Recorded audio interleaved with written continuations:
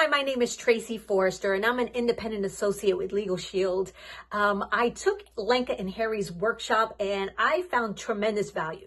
Right prior to attending, I felt when I heard the word sales, it kind of gave me a negative energy or a negative feeling because it really made me think of the hard close, right?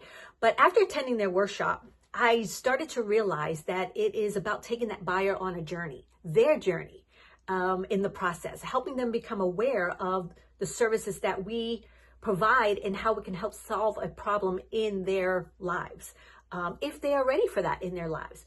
Selling is not that hard close, but it's taking that person to the next step in their journey, the next appointment, building that relationship.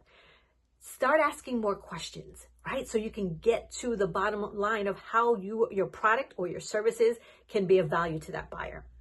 Crafting your story is another one, helping that buyer get to know you a little bit better as well, rather than the fast-paced hard close. So I really like the style of coming from service, being patient, and this workshop provided that. I love that this workshop was interactive. We got to interact with other business owners, other professionals that may be struggling too with that word sales and understanding how they can come of value and understand the sales process a little bit better.